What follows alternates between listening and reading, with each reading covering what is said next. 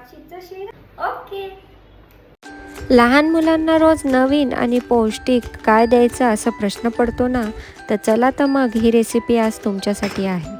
तर आज मी बनवणार आहे अगदी हेल्दी, टेस्टी आणि झटपट होणारा असा गुळाचा लापशीचा शिरा.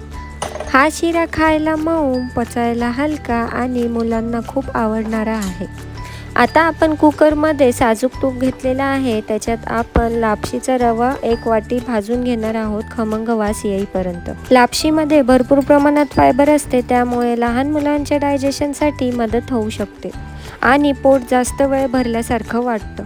लापशी छानपैकी तुपात भाजून झाल्यावर त्याच्यात आपण वेलची पावडर, जायफळ पावडर आणि आवडीनुसार ड्रायफ्रूट्स टाकणार आहोत. मी इथे काजू आणि बदाम घेतलेले आहे. तुम्ही मुलांच्या आवडीनुसार आणि वयानुसार ड्रायफ्रूट्स टाकू शकता. आता आपण 1 वाटी गूळ कापून घेतलेला आहे, तोही आपण लापशीमध्ये भाजून घ्यायचा आहे. गुळामध्ये भरपूर प्रमाणात आयरन असते, ते लहान मुलांच्या डेव्हलपमेंटसाठी खूप इम्पॉर्टंट असते. आता सगळं परतून झाल्यावरती आपण त्याच्यात 1 ग्लास पाणी टाकून कुकरचं झाकण लावून घ्यायचं आहे आणि 2 ते 3 शिट्ट्या काढून घ्यायच्या आहेत. बघा तर लापशी किती छान मऊ आणि स्वादिष्ट शिजली आहे.